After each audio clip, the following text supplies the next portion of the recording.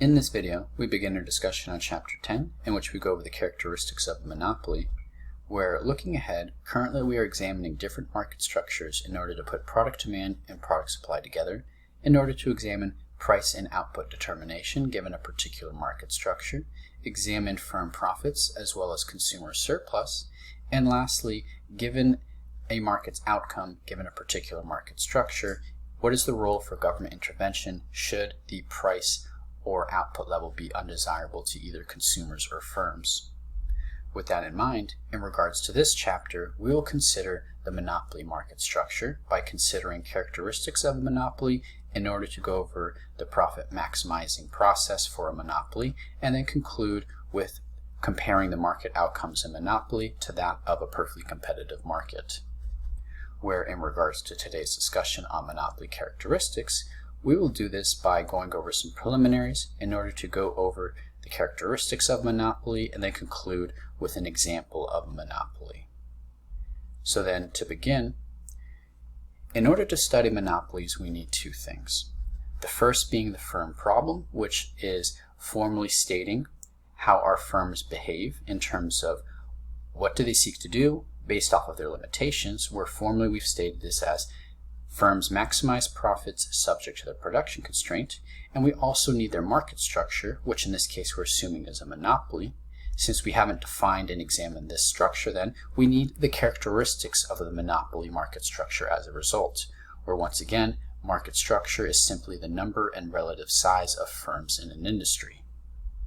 So then, through the theory of the firm, we saw that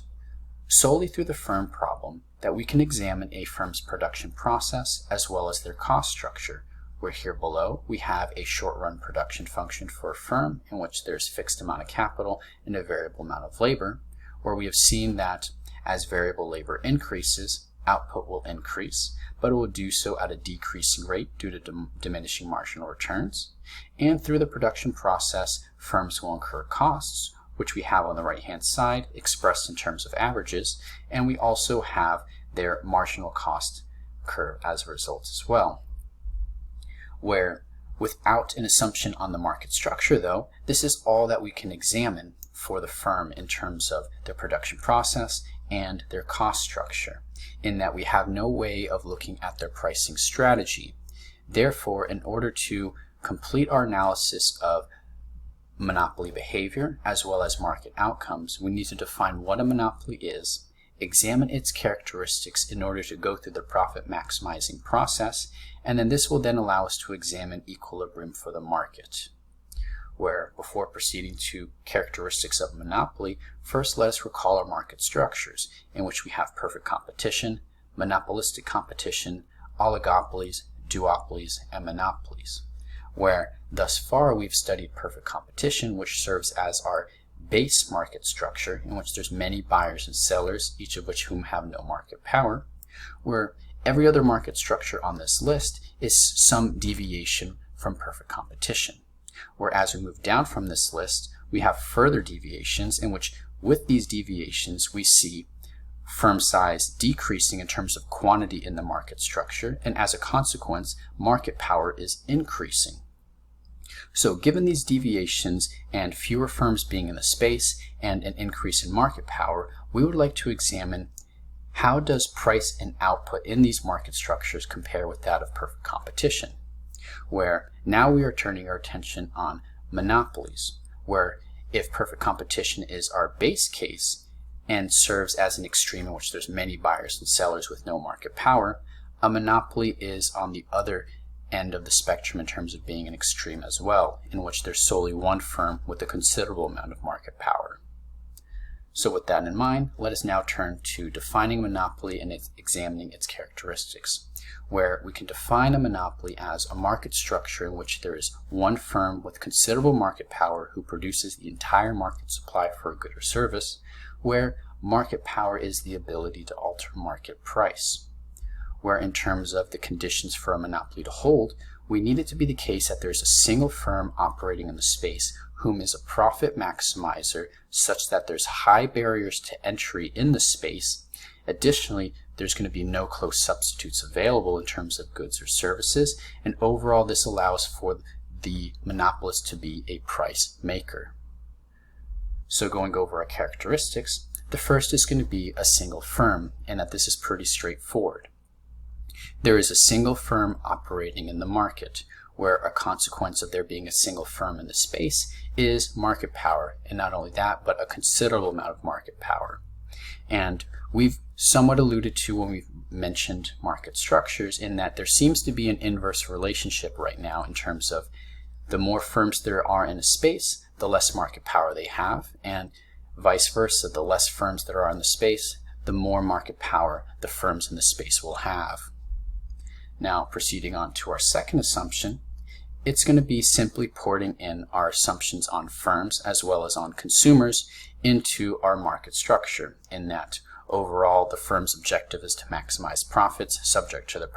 production constraints, and this is what we have right here, in that firms are profit maximizers, or in this case the sole firm is a profit maximizer, such that they maximize profits at the rate of marginal revenue is equal to marginal cost. And once again, this is just being the objective of the firm and is our overall setup for firms. We can also port in our utility maximizing consumers, whom try to make themselves the best off possible given their income and time, and will maximize utility at the rate of the marginal rate of substitution, equaling the price ratio. In regards to our third assumption, which is of note, is that there's going to be high barriers to entry, in that barriers to entry prevent new firms from competing in the market, where we can define barriers to entry as obstacles that make it difficult or impossible for firms to enter a market, where such examples will be patents, which give exclusive rights to produce goods or services for 20 years, where a particular example will be in the pharmaceutical industry if a particular company develops a drug to treat or cure a disease. In order to recoup the R&D costs to develop this drug, the pharmaceutical company will get a patent, which then gives them the sole right to produce this drug for the next 20 years, preventing other firms from producing this particular drug. A second one would be exclusive franchises, in that the government grants a particular firm the exclusive rights to produce a good or service, where an example would be the utility company for a particular city or a county, in that they see it that many small firms operating in the space will be more costly than a single firm doing so. Therefore, the government grants the right to a single firm in order to prevent these smaller firms from entering into the space, pushing up costs. The third will be control over a key resource input, where one such instance could be that a monopolist has developed an intermediate good that is needed to produce a final good, and instead of acting as a supplier for this intermediate good for other firms, they keep this intermediate good in-house so that they are the sole provider of this final good or service, where an instance that comes to mind would be technology used in the production of electronics, such as some sort of software or chip that is needed in order to produce a car, a computer, or a smartphone. A fourth example will be lawsuits, in that this will deter new entrants from producing similar to the same good or service as the monopolist, in that if a potential competitor can somehow bypass the barriers to entry, then they can try to enter the space. But if the monopolist has more resources than this potential competitor, they may threaten them with lawsuits, which will keep them out of the space. And a fifth example, should these lawsuits not be met by the potential competitor, then the monopolist, given that they have more resources, will simply buy out the potential competitor outright, which then further prevents new entrants entering into the market.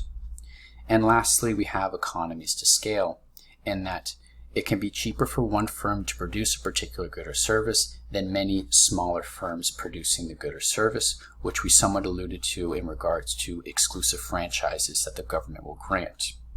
Or overall, in regards to barriers to entry, this is going to be a key determinant in providing market power to a monopoly, in that if the monopolist being the sole firm in the space is what gives them market power, the high barrier to entry is what makes it to where they are the sole firm in the space. So this high barrier to entry is what greatly aids in giving market power to the monopolist.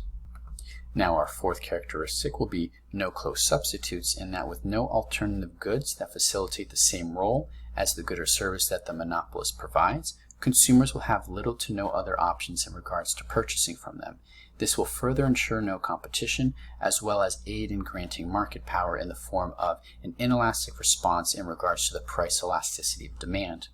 Or an instance of this is returning back to that example of the pharmaceutical company. Should they have developed a drug to cure a particular disease and they have a patent placed on this drug, if a consumer has this particular disease in question, if they would like a cure, they have to go to this pharmaceutical company. If not, the only other options to them would be to get a treatment that can prevent some symptoms or aid the symptoms but not fully cure them, or get no treatment or no drug at all. So once again, this is not to say that the consumer has no choice. It's just that there's not many choices available to them. And so once again, this creates the response of an inelastic response in regards to the price elasticity of demand. Now lastly, we have price maker, in that the monopolist determines the price of the good or service that they produce and sell, where this is a consequence of market power, which is a consequence of being a sole firm in the space, which is a consequence of high barriers to entry, as well as no close substitutes being available as well. Now, moving on to our example, a monopoly is another extreme market structure that sits in the opposite end from perfect competition. Where perfect competition had many firms with no market power, a monopoly is the opposite of that, in which there's a single firm with a considerable amount of market power. Or with that said, it also is not the most common market structure that we will observe in the world, but one such instance that is most common that we will observe will be local utility companies, in that there is a single provider in the area in which they act on profit maximizing behavior, and they are sanctioned by the government in that it is cheaper for one firm to invest in starting up and providing utilities for the entire area, as opposed to having many companies try to provide utilities for the particular area, where this government sanction is what provides that high barriers to entry, and that no other firm can enter and compete with the local utility company, and there's no suitable alternatives for electricity and water from this particular company. And overall, this allows for price-making behavior from the local utility company as a result, depending on how the government in that area is regulating them, which is a topic of another chapter. So then, with our characteristics complete and an example considered, what we'll pick up in our next video is consider the profit maximizing process for a monopoly.